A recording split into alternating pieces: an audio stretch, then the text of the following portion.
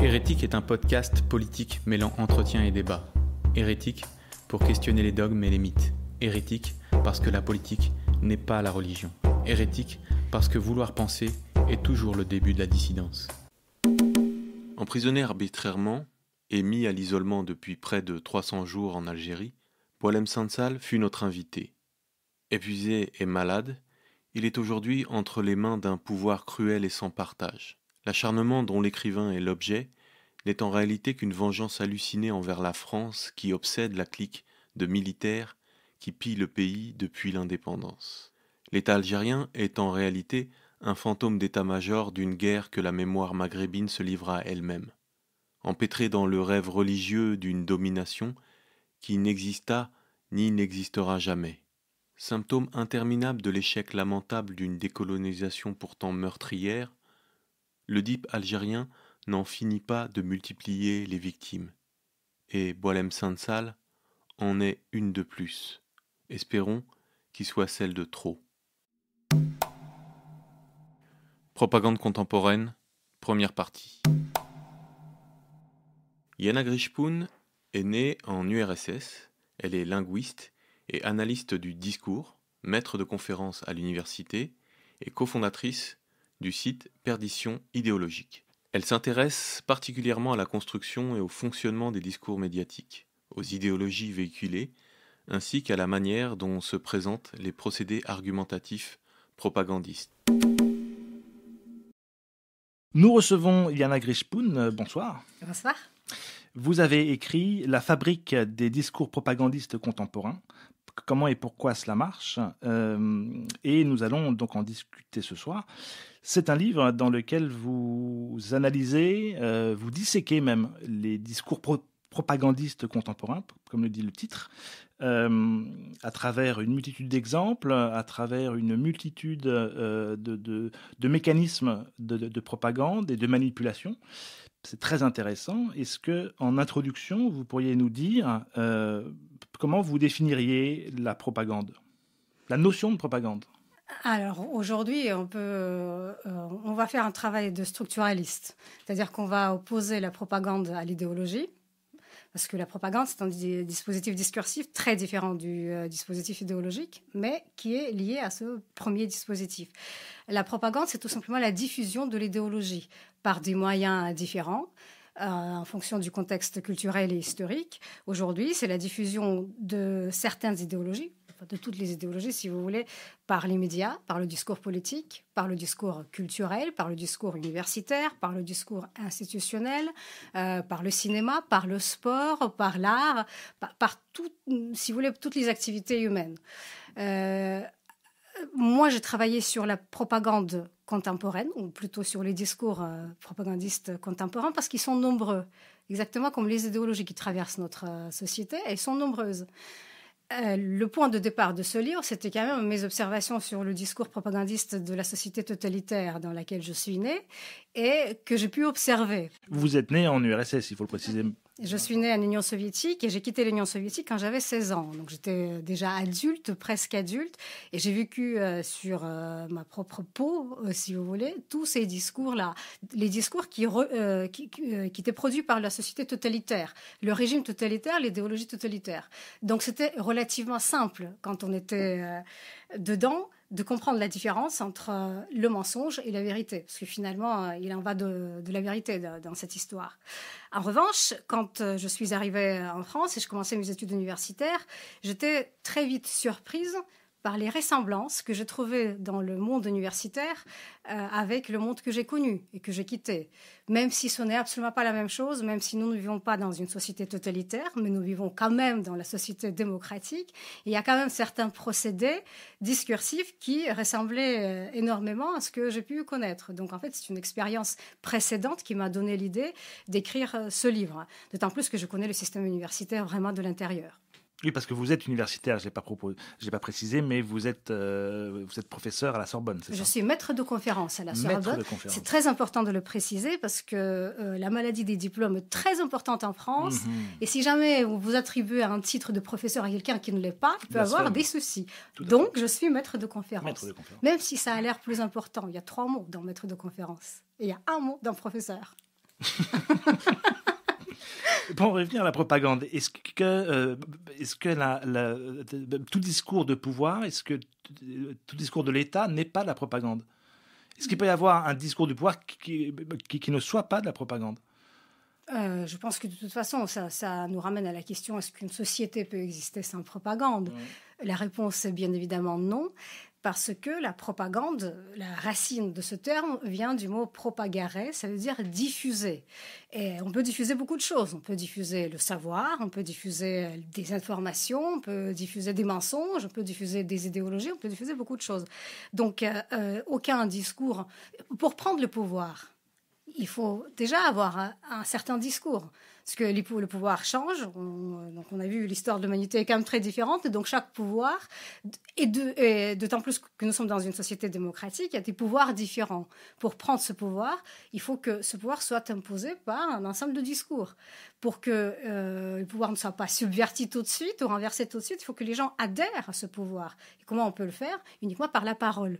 Donc non, la réponse à votre question, il n'y a jamais aucune société sans la propagande, qu'il soit positive ou négative. Parfois, on dit aussi qu'il existe la propagande blanche et la propagande noire. On associe la propagande blanche avec la diffusion des idées qui ont une valeur positive et la propagande noire avec la manipulation. Parce que nous n'avons pas encore abordé ces questions, mais ça n'a pas toujours été le cas. Le terme de manipulation n'a pas toujours été propre au sens du mot propagande. Est-ce qu'il n'y a pas moyen... Enfin, je commence par des questions un peu fondamentales, mais est-ce qu'il n'y a pas moyen de propager des idées en laissant le libre choix à l'auditeur? Est-ce que ce qui qualifie le plus la propagande n'est pas plutôt la volonté de manipuler? Est-ce qu'on ne peut pas récolter l'adhésion de l'auditeur en misant sur son libre arbitre plutôt que sur sa soumission à un discours tout fait? C'est une question qui nous ramène au monde idéal des philosophes. Moi, je l'aime beaucoup, celui-là. Oui, il est très sympathique. Le problème, c'est qu'il n'existe pas. Ouais. Alors, je vais commencer peut-être par l'histoire un peu du mot propagande et de la naissance de ce concept et puis de l'enrichissement de sens que vous venez de donner à ce concept, manipulation. Ça n'a pas toujours été le cas. Donc, propagande vient de propagare, diffuser. Et en fait, le terme est né au XVIIe siècle quand le pape Grégoire XV fonde Congregatio de Propaganda Fide, congrégation pour la propagation de la foi. Et il faut bien comprendre que cette congrégation est née dans une époque culturelle, historique particulière, l'époque de contre-réforme. Et donc, en fait, la propagation de la foi visait d'abord le monde chrétien, l'intérieur de ce monde chrétien. Ça s'adressait aux vrais chrétiens. Nous sommes toujours dans le domaine de la vérité. Et par la suite, comme la parole de l'Église de la chrétienté est une parole universelle, il fallait porter cette parole à d'autres qui ne la connaissaient pas. Donc ça, on est dans le cas des missionnaires. Et finalement, la propagation de la foi, c'était aussi l'affaire de l'universalité de la parole du Christ. C'est ça l'idée de la propagande. Et donc...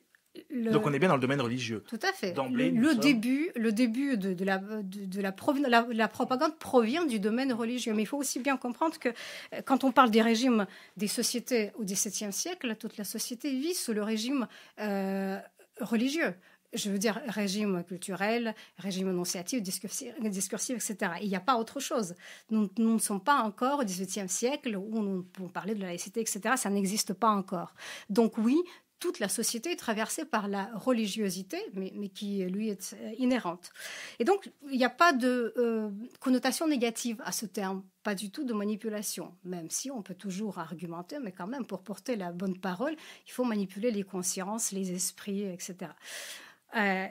Et en fait, le sens de la manipulation apparaît à la fin du XIXe siècle, parce que les héritiers du christianisme, si vous permettez de le dire, les socialistes, étaient aussi des gens qui voulaient diffuser leur doctrine, la doctrine socialiste, qui était une doctrine positive. Jaurès disait qu'il fallait former les propagandistes, les orateurs propagandistes. Et il donnait à ce terme, non pas la connotation négative, mais la connotation positive. C'était des gens qui allaient porter le dogme, qui n'est pas toujours un terme péjoratif, le dogme socialiste dans les masses. Et donc, il faut tenir compte de la dynamique du sens du mot. C'est très important parce qu'il change. Le sens est dynamique, il n'est jamais stable. Et nous arrivons à la fin du XIXe siècle où, à la fois, vous avez toujours la diffusion de bonnes idées, mais vous avez aussi, à cette époque-là, des ligues antisémites qui se donnent la dénomination de ligue antisémite, qui parlent de la propagande antisémite. Il faut comprendre que c'est une propagande pour eux positive. Ils parlent du danger juif. Donc ça, on le trouve en Allemagne. Et donc, la conceptualisation de ce terme, au XXe siècle, appartient à Lénine. Je vais vous citer un extrait de Lénine. Lénine fait une différence, la différence d'ailleurs fondamentale entre les propagandistes, qu'aujourd'hui nous allons appeler les idéologues, et les agitateurs.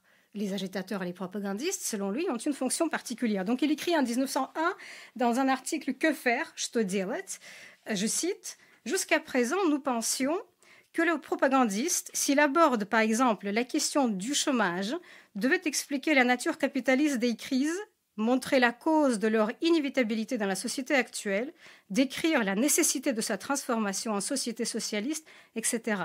En un mot, il devait transmettre beaucoup d'idées, tant d'idées que, immédiatement, seules quelques personnes seraient capables de les assimiler dans leur ensemble.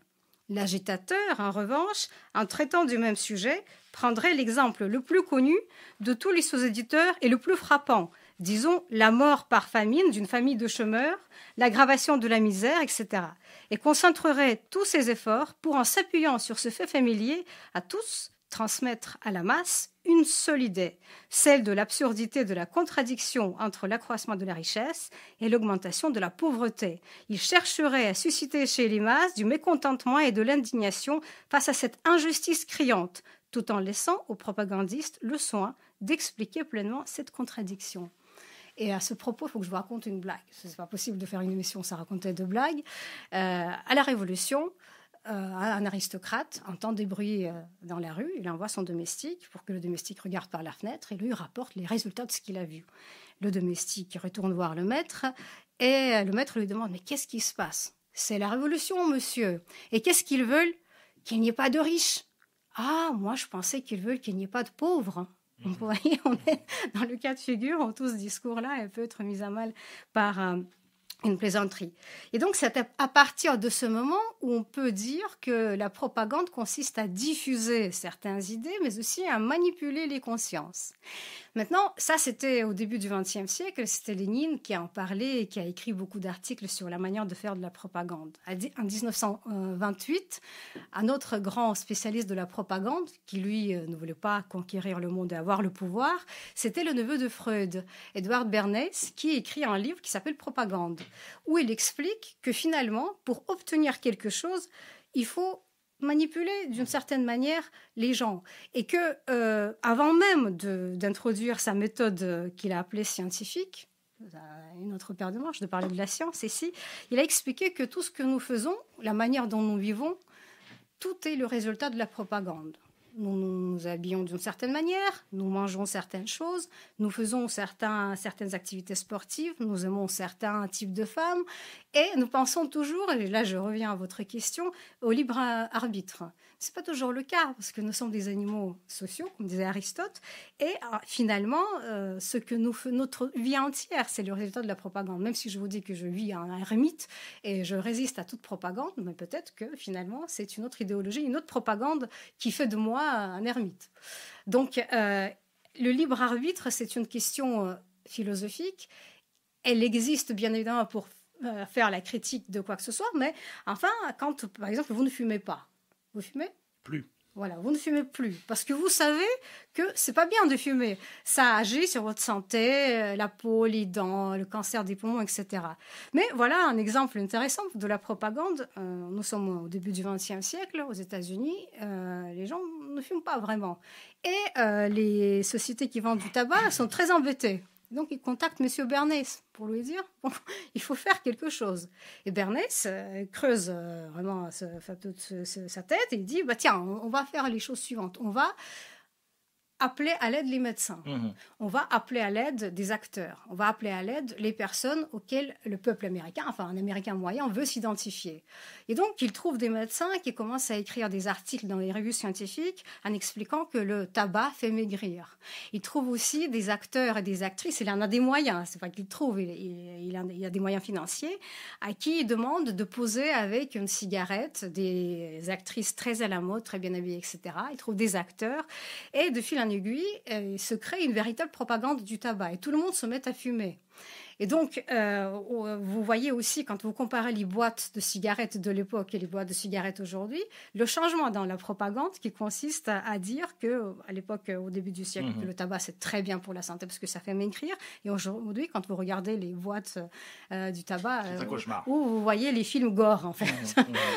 Donc, de quoi s'agit-il? Il s'agit de la propagande. Il s'agit de la propagande qui vous manipule à votre insu. Même s'il y a de la vérité dans tout cela. Même si, bien sûr, le tabac, c'est pas bon pour la santé, etc.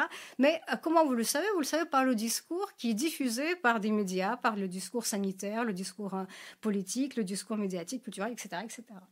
Ce qui est intéressant, c'est que vous faites remonter l'origine de la propagande à deux sources qu'on pourrait croire contradictoires, en tout cas opposées, Lénine et Bernays, c'est-à-dire en fait les deux grandes idéologies qui ont structuré le XXe siècle, le communisme d'un côté, le capitalisme de l'autre.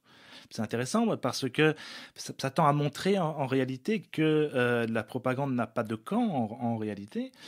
Mais ce qui est embêtant dans votre discours, c'est que vous considérez qu'il n'y a que de la propagande. Il ne peut pas y avoir en réalité non pas d'absence de propagande, mais que vous l'avez dit à un moment, que le comportement humain ne peut qu'être dicté par une propagande ou une autre. Et c'est un peu désespérant. Et surtout, vous signez quand même la fin de la possibilité d'une démocratie. Si la démocratie est l'exercice du libre arbitre de la part des individus et d'une collectivité, s'il n'y a uniquement que la guerre des propagandes, il n'y a pas au fond de démocratie possible. Bien au contraire, je dirais bien au contraire. Et notre société démocratique, et j'insiste sur ce fait parce que souvent on peut entendre que nous vivons dans une société totalitaire, c'est complètement faux et il faut y avoir vécu pour savoir ce que c'est. Donc nous sommes encore en démocratie qui n'est absolument pas parfaite, mais quand même le meilleur des régimes parmi tous les pires régimes que l'humanité ait inventés. On m'a posé cette question chez les psys, on m'a demandé, mais vous parlez des idéologies et finalement vous dites que nous sommes tous quelque part sujets ou je dirais pas le terme victime, mais nous sommes quand même formatés par des idéologies différentes. Tout dépend de la manière dont on perçoit le terme. Parce que d'emblée, quand vous dites propagande, vous y mettez tout de suite du négatif. Mais je permets de vous citer mon poète préféré, mon poète russe, prix Nobel de littérature, Joseph Brodsky, qui proposait, pendant son discours Nobel, de faire de la propagande de la poésie, en disant que c'est la quintessence du langage qui n'est ni politique, malgré tout ce qu'on peut entendre dans la sphère sociale, qui est un don divin et que tout le monde doit percevoir. Donc il faut que les gens lisent de la poésie. Et pour ça, il faut diffuser l'amour de la poésie. Donc dans le mot diffusion, il y a la racine de propagare, donc propager. Donc c'est pas toujours négatif.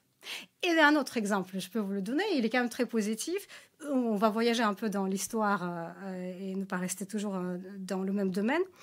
Ça en fait penser à deux exemples différents. Donc, le premier exemple est lié à la renaissance de l'hébreu en Israël. En 1925, l'université hébraïque de Jérusalem ouvre ses portes et les enseignements sont faits en hébreu. L'État d'Israël n'existe pas encore.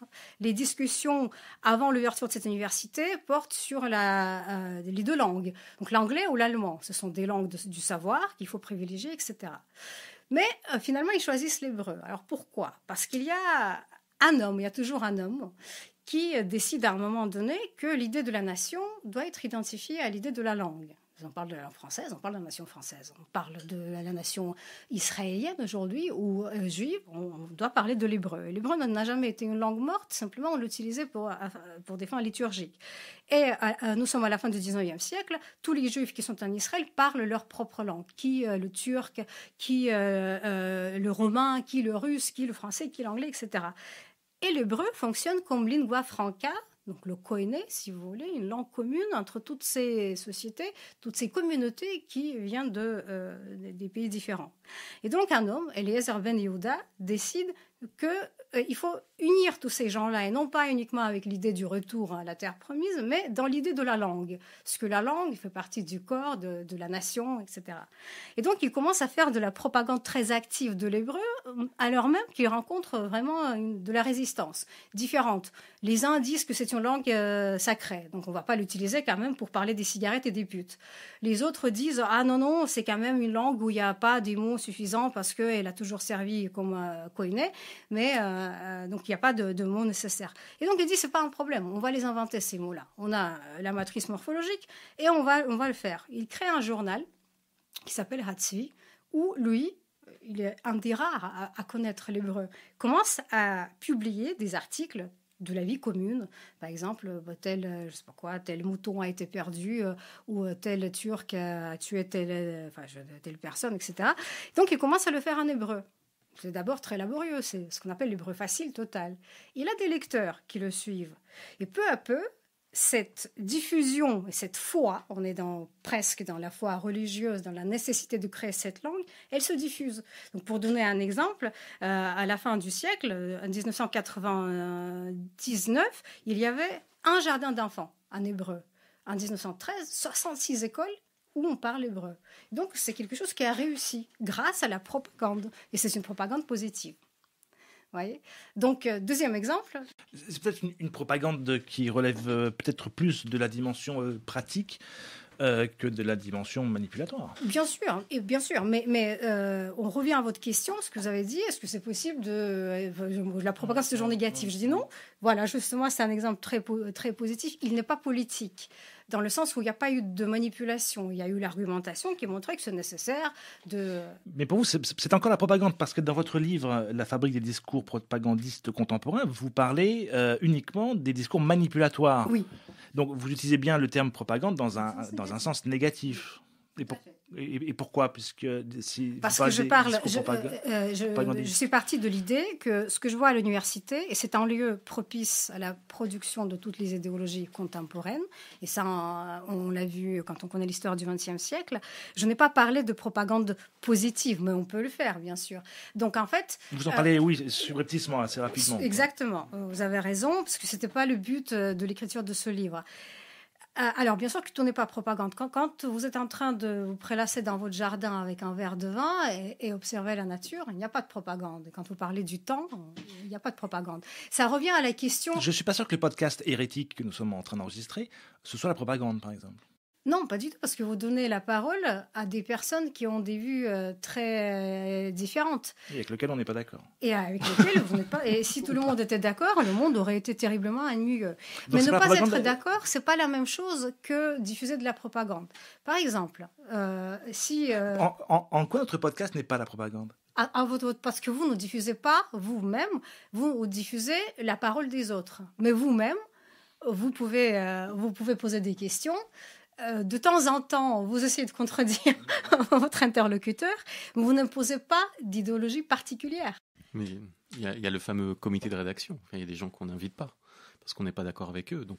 Et en plus, quand on va poser nos questions, on va pointer sur les choses sur lesquelles on est d'accord ou intéressé par le sujet. Alors là, ça nous mène à la discussion sur les genres de discours et les types de discours, parce que tout dépend de ce que vous voulez faire. Il est tout à fait normal, si je peux dire, pour une revue, un journal, un organe de presse, d'avoir son positionnement, qui soit idéologique et par conséquence énonciatif.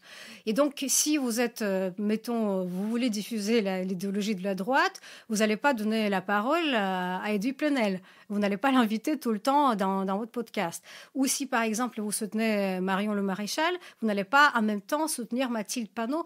Et quand on dit soutenir X et pas Y, c'est soutenir l'ensemble des discours qu'il diffuse. Donc, il s'agit ici des discours. Donc, bien sûr que tout n'est pas propagande. Quand vous jouez aux échecs avec votre enfant et vous lui expliquez comment bouger les pions, c'est pas de la propagande, c'est de la diffusion du savoir. C'est pas tout à fait la même chose. Quand ce que vous voulez, quand vous posez votre question, vous parlez de la manipulation. On n'est pas toujours dans la manipulation, même si elle peut être présente dans les relations parents-enfants, les relations très harmonieuses, etc. Donc, je vous donne un exemple puisqu'on parle de ça. Donc un jour, mon fils vient de l'école et je lui lis un livre où le personnage de ce livre, un chien, dit « Ah, les filles, il reste toujours les filles ». Et mon fils me dit « C'est faux ». Je dis « Comment ça, c'est faux ?» Il dit « Non, si une fille veut devenir garçon, elle peut ». Et je lui dis, très intéressant. Donc, il est à l'école primaire. Et dis-moi comment ça se passe. Il me dit, ben voilà, par exemple, je lis un livre où elle devient il. Et le narrateur participe à ce jeu aussi. Mais ça, c'est ma remarque métalinguistique. Et je lui dis, mais pourquoi? Mais parce que, il me dit, parce que la fille, elle n'aime pas les poupées, elle aime le foot, elle veut jouer toujours avec les garçons. Et donc, finalement, elle dit à ses parents, je veux devenir il. Enfin, appelez-moi mon fils, enfin, notre fils. Et je lui dis, qu'est-ce que je dois faire? C'est un enfant, je ne vais pas lui faire tout un discours autoritaire. Et je lui dis, eh bien, appelle-moi papa. Il me regarde, maman, ça va pas la tête? Et je dis, oui, et appelle ton père, maman. On dit, mais qu'est-ce qui te prend? Je lui dis, regarde, j'ai jamais joué aux poupées, j'ai toujours aimé les sports masculins, j'ai toujours joué avec les garçons, j'ai toute ma vie été entourée de garçons, et papa, il sait très bien faire le ménage, il cuisine, il sait faire la couture, donc c'est une femme, et moi, donc, je suis un homme. Il me dit, mais non, pas du tout, t'es vraiment une femme, et lui, c'est vraiment un homme. Je dis, tu vois, donc c'est simple. Donc, c'est pas parce qu'on dit qu'on l'est. Ah oui, c'est vrai.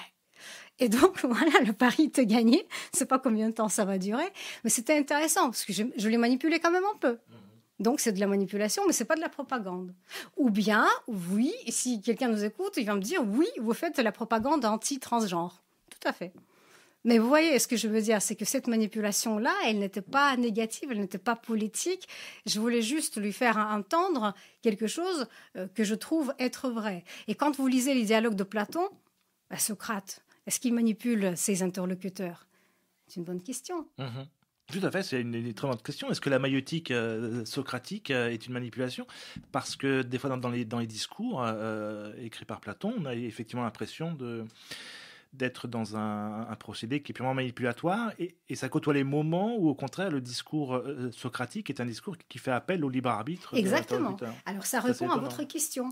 On peut toujours jouer en quelque sorte, parce que finalement, quand on fait du discours, on joue aussi, en posant des questions. Et c'est à vous, vous êtes libre de répondre à ce que vous voulez, de penser ce que vous voulez. C'est pas toujours évident parce qu'il faut avoir des savoirs pour répondre à certaines questions ou se protéger contre certaines propagandes. Je vais vous donner un exemple anecdotique. Par exemple, on parle des végétariens ou plutôt des véganes. Alors, on peut dire qu'on est végétarien pour tout un tas de raisons, parce qu'on n'aime pas la viande et finalement, c'est pas quand on mange ce qu'on veut et on n'impose pas ça à l'autre. C'est pas de la propagande, c'est pas de l'idéologie. On vit pour soi, on mange ce qu'on veut. En revanche, quand vous avez un discours très militant, quand vous avez des gens qui vont casser des boucheries en disant que c'est pas bien de manger de la viande parce que c'est violent, etc., là, on est dans un autre domaine. Et donc, un jour, j'étais avec un ami à côté de la fac, et c'est important, parce que ma fac est la fac de gauche, bien évidemment, qui est traversée par tous ces discours. Et on a commandé un carpaccio et une salade végane. Et donc, la serveuse qui arrive, elle met la salade végane devant moi, et carpaccio devant lui. Mais c'est moi qui ai commandé carpaccio. Et c'était très intéressant. Je lui dis, mais pourquoi? C'est intéressant. Mais pourquoi vous avez fait ça? Elle dit, chez nous, la plupart des clientes, elles sont véganes. Et je ne savais absolument pas ça. Et donc, elle, comme programmait déjà par une certaine habitude, à la fois discursive et puis sa pratique, et elle a fait le geste qu'elle a fait. Donc, nous sommes dans un domaine où la diffusion des idées s'observe aussi au niveau pratique. Vous voyez ? Les idées ont des conséquences. Toujours. Toujours quand ces idées trouvent une bonne chaîne ou un bon canal de diffusion. Il y a des bonnes idées qui ne trouvent pas de sortie. Donc ça dépend de comment on fait. Mais je voudrais bien préciser que toute l'idée de l'écriture de ce livre, elle était fondée sur les procédés de la propagande qu'on appelle la propagande négative. Parce que j'ai donné beaucoup d'exemples concrets de la mauvaise foi et surtout du mensonge, qui est une des armes de propagande. Une bonne propagande dose toujours les éléments de la vérité et du mensonge.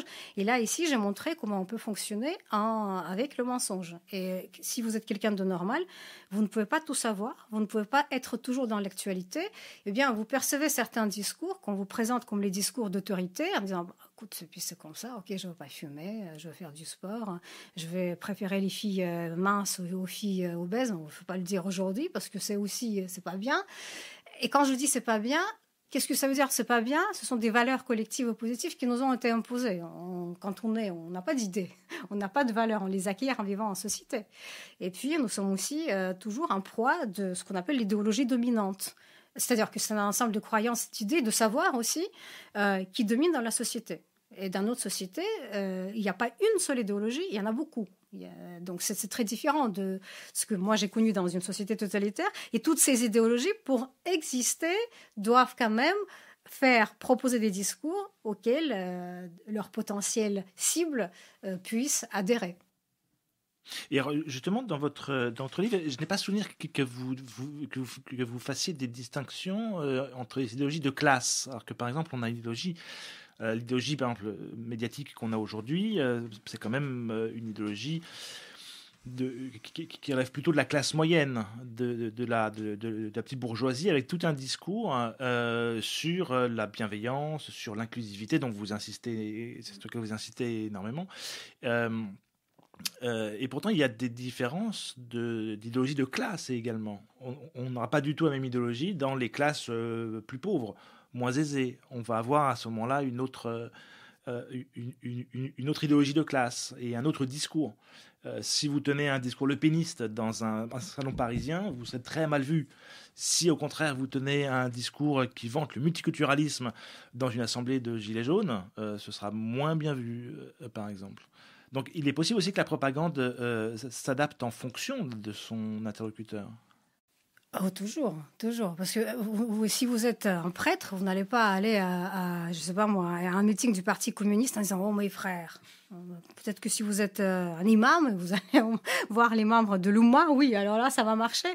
Mais c'est encore autre chose. Mais ce qui piège aussi, est que cette idéologie contemporaine médiatique est une idéologie qui n'a pas en fait d'extériorité, puisqu'elle veut inclure en permanence et n'a pas réellement d'ennemis. C'est le problème... Ouais. Où elle exclut celui qui est censé exclure. C'est peut-être ça le paradoxe aussi.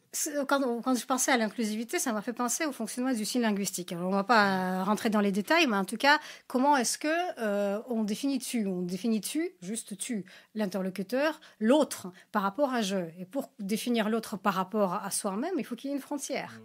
Et s'il n'y a pas de frontière, il n'y a pas de tu et de je. Et j'ai été frappée par cette observation quand j'avais lu les textes du groupe du haut niveau qui parlait de l'Alliance des civilisations. C'est une alliance des civilisations méditerranéenne, c'est-à-dire musulmane en fait, et l'Occident. Et donc, ce qui est intéressant dans ces textes, c'est que un des postulats de ce texte, c'est que le texte dit il faut qu'il n'y ait plus il faut qu'il y ait que nous, un grand nous. Mais s'il y a un nous, il n'y a pas vous, il n'y a pas eux, il n'y a pas l'autre, ça ne fonctionne pas comme ça. C'est le principe du fonctionnement même de la société. Il y a toi, il y a moi qui parle, je te donne la parole, tu deviens tu, et il y a le monde dont on parle. Or, dans cette idéologie, il n'y a plus rien. Il y a, soit nous sommes tous pareils, soit il y a des exclus. Donc ça, c'est paradoxal, le fonctionnement de l'inclusivité. Si tout le monde est inclus, alors donc il n'y a plus d'altérité. Or, le paradoxe de cette idéologie, et c'est sur ça que j'ai insisté ici, c'est qu'on parle tout le monde de l'autre, on l'enchante partout, mais comment peut-on parler de l'autre si tout le monde est inclus? C'est pas possible. Oui. Il n'existe pas. D'ailleurs, vous décortiquez très bien un dispositif langagier, je ne sais pas si le terme est bon, de propagandiste, où justement, c'est uniquement la première personne qui est utilisée. Par exemple, je fais attention lorsque je monte dans le métro. J'enlève mon sac, il y a uniquement du je, c'est-à-dire que je suis convié immédiatement à occuper la place du locuteur. C'est très bien vu et c'est très pervers, enfin c'est très efficace en tout cas comme procédé. Alors, en fait, j'ai remarqué ça parce que je prenais les transports en public et puis aussi à l'université. C'est quand même le lieu où on partage les savoirs, où les gens sont censés être très cultivés, etc., etc. Et quand j'ai lu des consignes pour les étudiants, je sors de ma classe, j'éteins la lumière, je ne jette pas les papiers par terre. Je me suis dit, mais c'est assez curieux qu'on formule. Qu'est-ce que ça veut dire ce jeu? Moi, je l'ai appelé jeu amant. Et ensuite, je l'ai trouvé à peu près partout. Je jette mes déchets, j'entre, je passe mon ticket. Il y a une explication énonciative à ce phénomène. Quand on utilise ce genre d'expression, c'est comme de quoi je me mêle. On peut dire de quoi tu te mêles. Et quand vous dites « tu », vous laissez à l'autre la possibilité de répondre. Quand vous dites « je », c'est que vous lui volez sa place c'est un vol énonciatif, on appelle ça de cette manière en énonciation, il ne peut pas répondre. Et donc, en fait, on peut interpréter ça comme une sorte d'infantilisation. Je pense qu'il y a plus, et vous venez d'utiliser le terme pervers, effectivement, vous n'avez plus d'autre possibilité que d'être ce pauvre jeu qui s'exécute. C'est le langage, mais le langage, évidemment, a un rôle important dans la perception de notre manière d'être dans la société. Est-ce que vous pouvez donner d'autres exemples de ce genre de procédé? Ça fourmille dans votre livre. Est-ce que vous avez quelques exemples à donner? De jeux tu ou de procédés de manipulation? Oui, bien sûr. Il y a... Alors, puisque j'ai été aussi très frappée en travaillant sur des séries qui s'adressent aux jeunes musulmans pour en faire des jeunes djihadistes. Il y a beaucoup de séries comme ça et je l'ai découvert grâce à une étudiante qui voulait travailler sur ces séries. J'ignorais complètement leur existence, mais ces séries sont vraiment regardées par beaucoup de jeunes et pas seulement de quartier, comme on a l'habitude de dire. Et donc, dans une de ces séries, elles sont formidables, ces séries. Elles sont très bien faites. Et si vous voulez savoir ce que ça veut dire, la propagande par l'image, par la musique et par la parole, il faut les regarder. Ça s'appelle The Signs, les signes. Vous avez un imam qui est très connu d'ailleurs dans le milieu, pas djihadiste, dans le milieu salafiste. Un imam anglophone qui officie en Afrique du Sud, qui parle à ses ouailles. Et donc, il leur dit, vous savez, l'islam existe depuis toujours. Même la Torah en parle, même les écrits en parlent. Je dis, tiens, c'est très intéressant. Et puis, donc, il y a devant lui ses étudiants. Ce sont des étudiants qui l'écoutent religieusement. Et le début de cette série parle du monde technocratique, etc. Quand vous regardez la série, vous dites, c'est vrai. Il y a de la technologie partout. On vous montre les gens qui sont scotchés à leur téléphone portable. Et vous dites, mais c'est vrai, c'est moi, ça, c'est moi. Donc, en fait, vous regardez cette série et vous dites, mais c'est très bien fait. Vous y êtes presque. Et donc, voilà notre imam qui prend le Cantique des Cantiques et il prend le livre. Le livre, en hébreu, il montre à ses élèves. Et je fais la capture d'écran. Je dis, mais c'est pas vrai. Et donc, il donne la citation exacte du chapitre et du verset et la citation donc, de la phrase en hébreu en disant, regardez, ici, ils ont utilisé les Juifs Mohammed. Ils ont même mis ce terme au pluriel pour montrer le respect au prophète. Et voilà, ils ont tout perverti. En fait, il s'agit d'une citation du Cantique des Cantiques. C'est un livre qu'on peut interpréter de 1000 façons, évidemment, le chant d'amour, ce que vous voulez. Et dans le mot particulier qui a été montré, on peut le voir. L'imam montre ce mot. C'est un mot en hébreu qui veut dire les choses agréables. Simplement, c'est la même racine, hamad.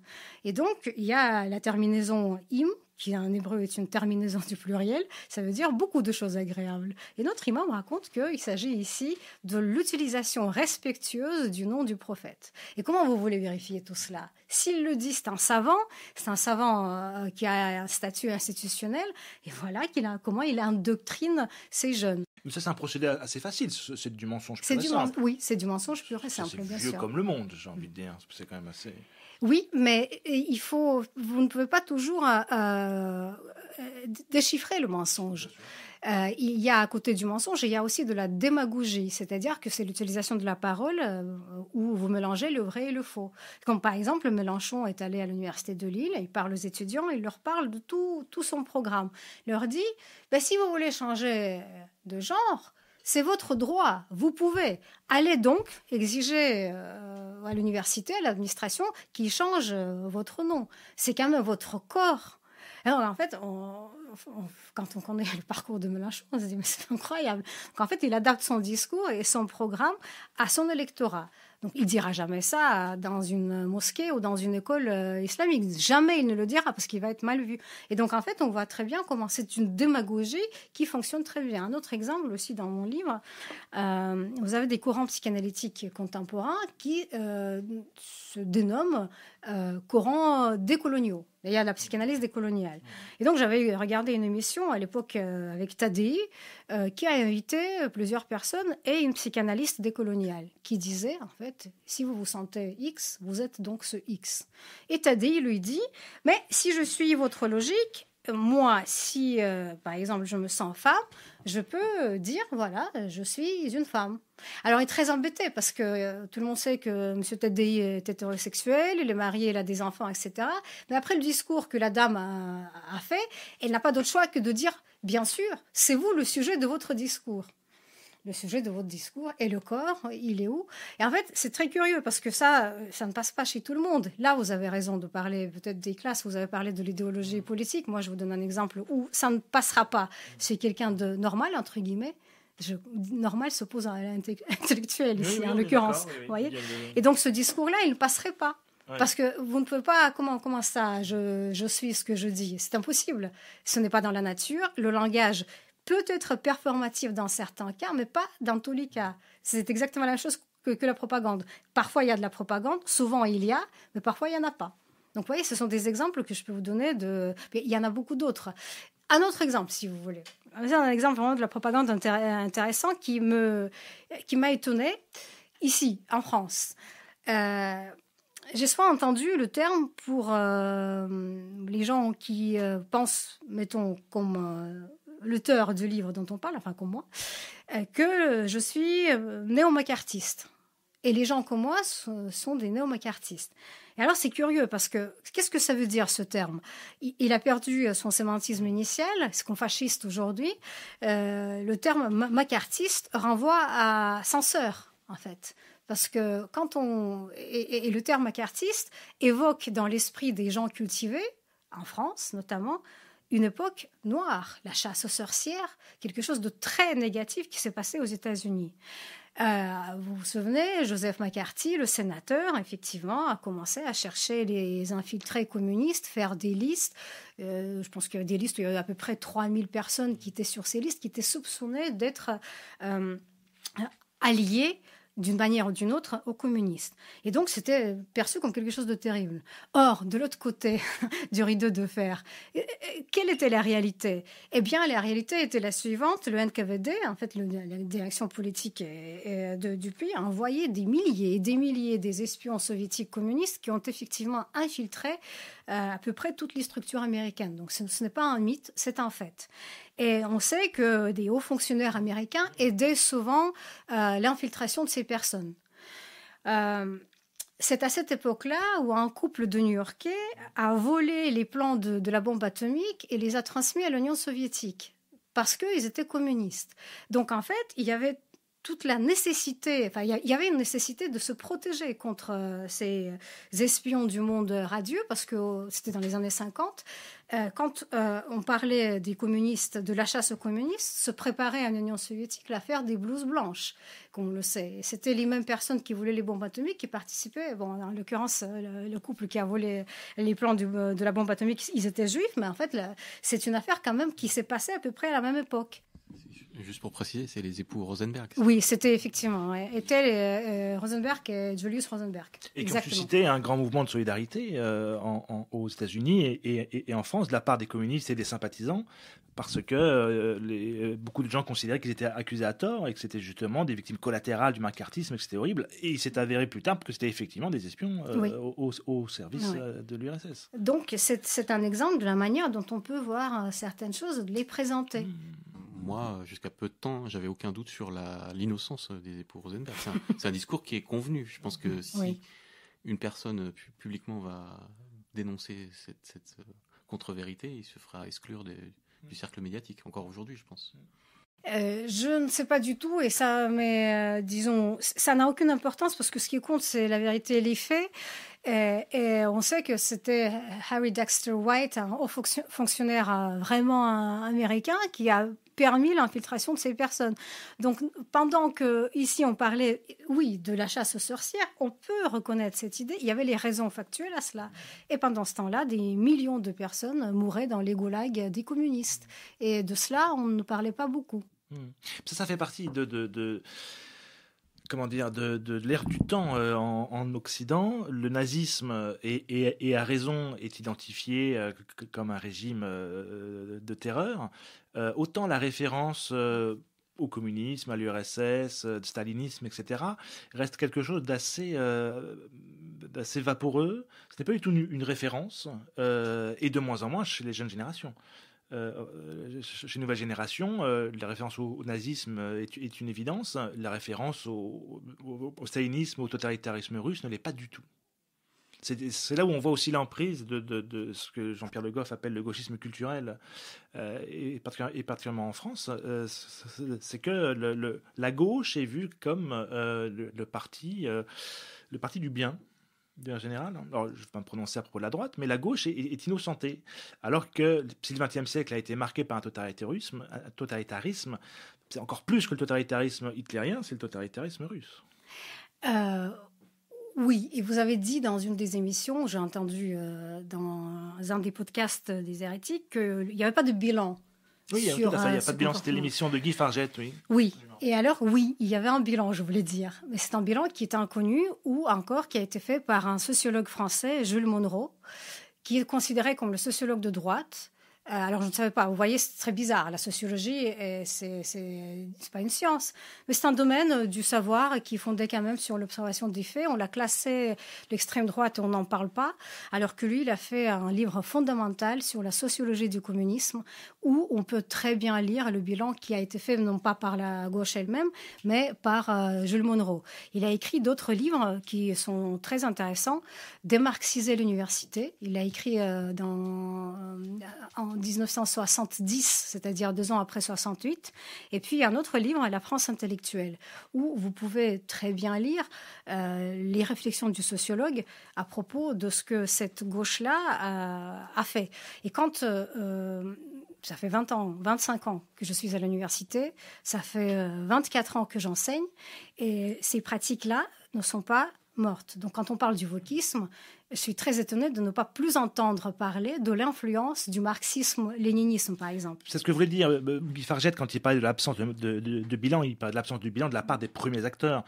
Il vient et nous venons des franges de l'ultra-gauche. Et effectivement, il y a dans le milieu de la gauche une absence totale de bilan de tous les mensonges du XXe siècle. Toute la gauche a été tissée de mensonges durant le XXe siècle. C'est ce bilan-là qui n'a pas été tiré. Il a été tiré à droite, mais les bilans ne sont pas les mêmes, effectivement, lorsqu'on les tire d'un point de vue de droite et d'un point de vue de gauche. Jacques Ellul disait dans son livre Propagande, qui m'a marqué beaucoup, la gauche a toujours raison. La droite se justifie toujours. Si vous avez un violeur qui est de gauche, qui est du parti de gauche, alors peut-être qu'il y aura une sorte de présomption d'innocence, parce que quand même c'est un type bien. Il ne peut pas être si mauvais que ça s'il appartient à un parti de gauche. Oui, et c'est pareil en Union soviétique. Vous croyez quoi? Que l'histoire du goulag a été enseignée à l'école? Non, pas du tout. La gauche a raison, même si aujourd'hui c'est autre chose, c'est une autre histoire là-bas. Et donc dans les universités françaises, c'est François Rastier qui me l'a raconté, qui était chez vous aussi, chez Hérétique, que pour avoir un poste intéressant à l'université, après 68, il fallait être communiste, il fallait être membre du Parti communiste. Et si vous n'étiez pas membre du Parti communiste, vous pouviez faire votre carrière, mais pas réussir de la même manière. Donc ça, on le sait. Et il faut lire le livre de François Doss, La saga des intellectuels, pour avoir tous ces détails-là. Il fait l'histoire du milieu intellectuel de l'université française, et c'est franchement pas triste. C'est-à-dire que vous voyez l'influence d'abord des stalinistes, ensuite des trotskistes, ensuite des maoïstes, des hochiministes, des castristes. Simone de Beauvoir et Sartre adoraient ces personnages. Et on s'étonne beaucoup de l'autre... Enfin, on s'étonnait beaucoup, ou maintenant je m'étonne beaucoup ayant d'autres connaissances, que pendant que les dissidents russes sortaient sur la place, la place rouge pour protester contre le colonialisme, le vrai pour le coup soviétique, qui envahissait la Tchécoslovaquie, et qui risquaient leur vie, qui allaient dans les prisons psychiatriques ou dans les goulags, que ici personne n'en parle, et on continue à défendre la révolution culturelle de Mao et même les camps de rééducation. Je vous dirais plus, il y avait des collègues qui sont aujourd'hui maîtres de conf, ou peut-être à la retraite, qui participaient à ces manifestations, qui chez Ho Chi Minh, qui chez Mao, ils ont pu réintégrer le CNRS et l'université à leur retour comme si de rien n'était. C'est pour ça que vous avez absolument raison, mais la gauche n'a pas à faire son bilan. L'autocritique, c'est pour les autres. Tout à fait, absolument. Et alors le parallèle est d'autant plus frappant entre l'époque du totalitarisme russe et aujourd'hui que l'anathème infamante par excellence est le terme de fascisme. C'est-à-dire qu'à l'époque, comme aujourd'hui exactement, si on veut discréditer quelqu'un, on le traite de nazi, on le traite de fasciste, on le traite d'extrême droite, en dehors de toute réalité, mais à partir du moment où vous refusez le discours officiel, on vous traite de tous ces qualificatifs qui n'ont plus aucune signification réelle, parce que le sens est complètement perverti, et puis vous êtes mort socialement. Ou en tout cas, pèse sur vous un très fort soupçon dans le débat public. Vous venez de dire on vous traite de voilà. Oui. Et donc, qu'est-ce que c'est que l'idéologie ? L'idéologie, c'est on. Ce n'est jamais une affaire collective. Et donc, dans votre discours, vous donnez des preuves de l'existence permanente de la propagande dans notre société. Alors que vous répondez à votre propre question par votre propre discours. Et ça, c'est une chose. Et puis, effectivement, les mots comme fasciste, extrême droite, nazi ou je ne sais pas quoi, raciste, ont perdu leur dénotation. Leur dénotation, comme on dit, leur signification. Ces mots se sont désémantisés et on les utilise comme des insultes gratuites. Mais en fait, quand vous vous intéressez à la vérité, si je peux me permettre, ces insultes doivent glisser de vous comme si c'était l'eau de la pluie. Ça ne fait rien, ça ne fait pas fondre. Et donc, il faut comprendre les mécanismes qui sont derrière ce « on » et ce refus d'accepter d'autres points de vue, comme c'est le cas dans l'université, pour pouvoir résister et exercer son libre arbitre. Vous venez d'entendre la première partie de l'émission Propagande contemporaine avec Yana Grishpoon. Rendez-vous dans 15 jours pour écouter la suite de l'entretien. Vous pouvez retrouver les liens, les documents évoqués lors de l'émission ainsi que d'autres permettant de prolonger la réflexion sur notre site hérétique.fr. Ce podcast est disponible sur toutes les plateformes d'écoute.